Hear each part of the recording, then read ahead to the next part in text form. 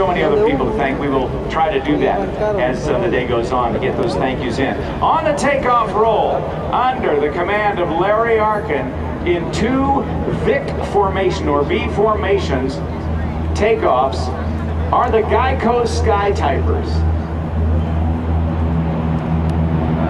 These aircraft are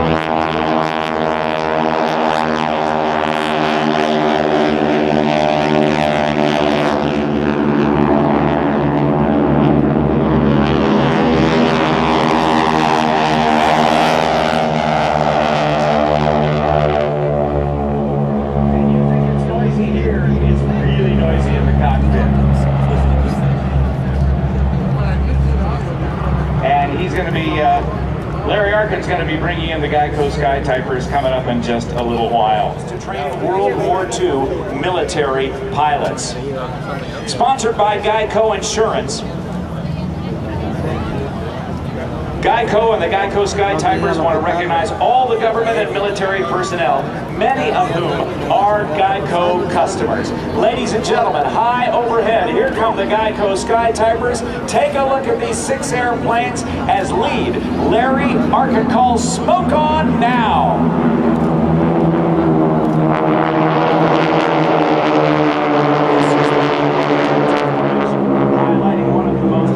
Formations taught to all military pilots. The 6 aircraft act as one, allowing large numbers of aircraft to fly through busy skies. The Delta formation has the flight leader at the front, with his wingman and element flight leaders taking their positions on him. Ladies and gentlemen, the Delta Pass is what they're setting up for right now, and as the aircraft perform for you today, let me introduce the pilots. Leading the flight is the boss and flight leader, Larry Arkin, with Steve Kapoor in the back seat. At the right wing, Ken Johansson. Left wing is Rob Steele. Slot position is Bob Johansson. The executive officer and lead solo is Steve Selmers, and the wing solo is Tom Daly. And I also want to recognize another key pilot on the team. As they maneuver in their Delta formation, I want to let you know how difficult it is due to the wide spread of the aircraft, their limited available power, and their thick, straight wings. These aircraft weigh about 5,500 pounds each and use a 600 horsepower 9-cylinder radial engine. Now watch as the 2 solo pilots have been released and have crossed through each other's paths to investigate a bogey, an unidentified aircraft that may be a threat. After identifying the threat, the bogey, as a bandit, a bad guy, or a hostile aircraft, the solos are now in position to demonstrate their next maneuver, the opposing solo 2 circle guns pass. When 2 aircraft engage in air-to-air maneuvering, they attempt to pass as close as possible to one another with 2 options: maneuver for the advantage or escape to safety. Turning towards each other would put both aircraft in separate or 2 circles as each tries to outturn the opponent and gain the advantage. Closing at 320 miles per hour, they will pitch at the show center and constantly one another.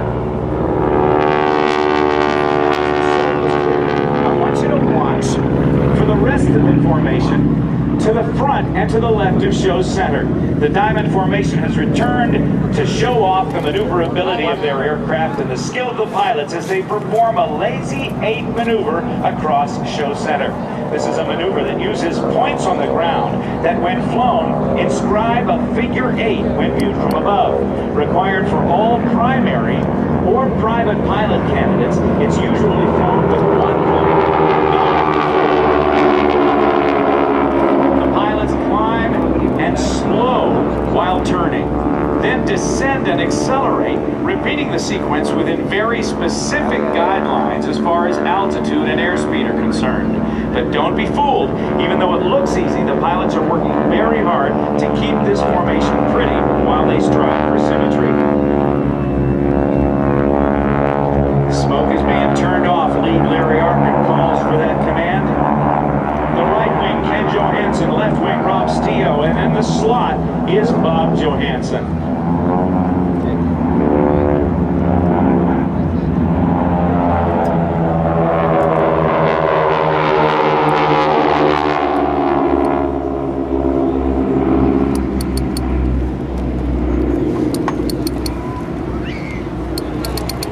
after clearing the area of an air threat, one method of attacking targets that is flexible and current is close air support, or CAS.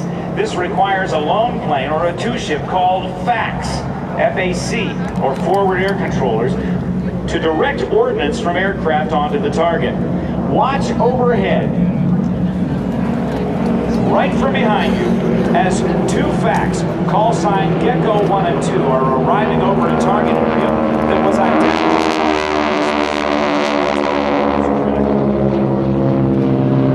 As they split off, they're calling out for any available aircraft in the area. Caveman Flight of 4 has reported in. The flight will enter a wheel or circle above the target. The targets are enemy trucks caught out in the open, and the aircraft will circle the enemy preparing to attack. These are our GEICO Skytypers solo pilots, Steve Salmers and Tom Daly. Once Caveman Flight has received all of their instructions, the FACs, the forward air controller aircraft, will smoke or mark the target and then clear the area so the fighters can come in. As you can see now, solos are cleared, and here come, from an echelon formation and coming in on the target, our GEICO Skytypers, or Caveman Flight, Larry Arkin, Ken Johansson, Rob Steele, and Bob Johansson.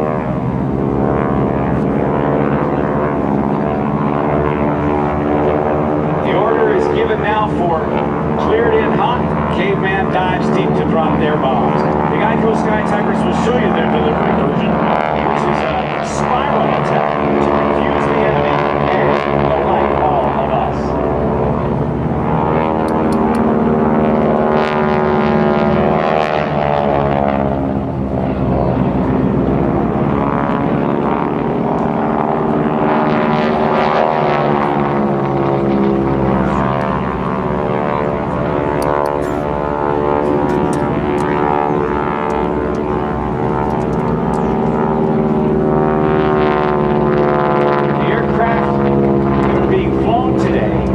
The Navy version of the North American Texan, the advanced trainer flown by not only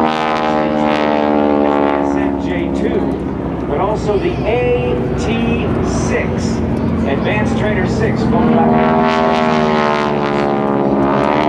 man flight departs and rejoins into a defensive formation. Watch the target area as the two reconnaissance aircraft are dispatched to assess the damage.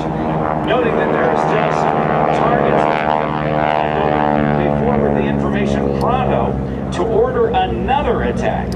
And as they depart the area, they'll keep their speed up, but change their heading and altitude to stay unpredictable.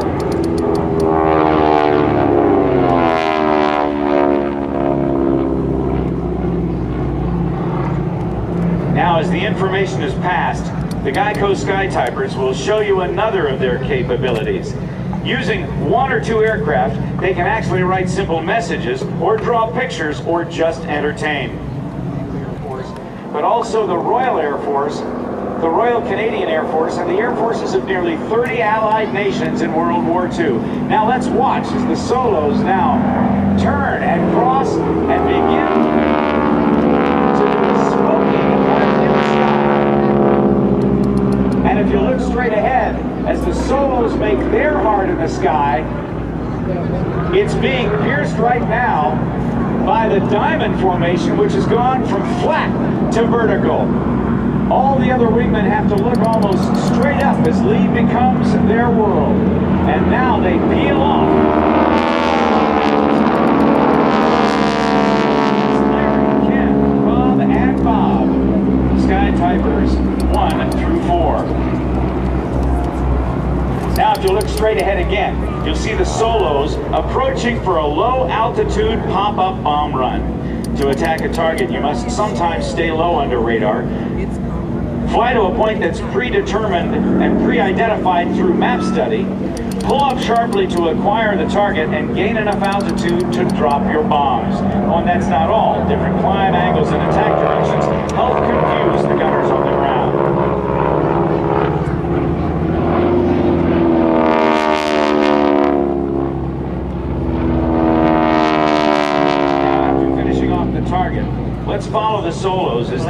to rejoin with the squadron for yet another formation, the GEICO Skytyper Fan Formation. Today, these aircraft have taken on the new role of writing giant messages. Right ahead of us, ladies and gentlemen, lead Larry Arkin and the GEICO Skytypers salute the men and women of our military with the GEICO Skytypers Fan Pass. Smoke on now! Watch them split. And let's give the GEICO Skytypers a great round of applause.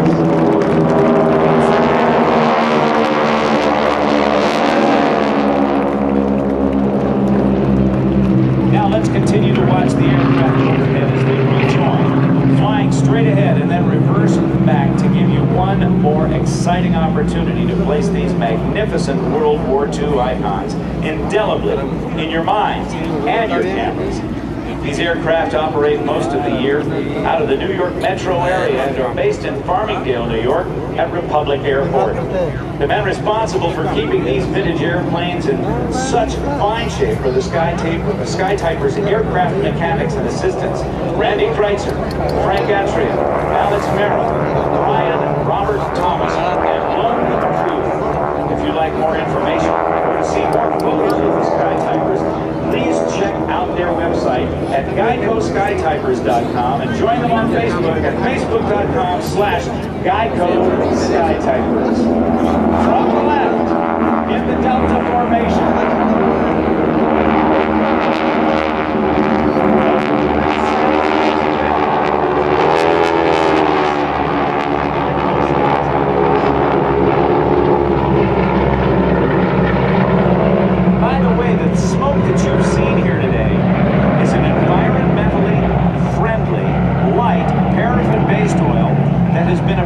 By the EPA and is used in air shows all over the country. It worked to a great advantage in the early days of the jet era during the Korean War in the 1950s, 1950 to 1953, where the fast-moving jets were having a hard time spotting targets, so T-6s came through and they marked the targets and called up to the jets and said, hit the smoke. And the smoke is on.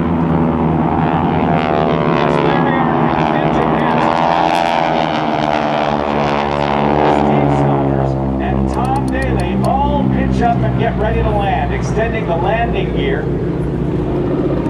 as they line up for landing in formation, getting ready to hit the same spot on the runway except on opposite sides. Landing a tailwheel aircraft is a little trickier than with an aircraft that has a nose wheel. This is due to the center of gravity being behind the main wheels, a configuration that can produce, if it's not flown properly, something known as the ground loop.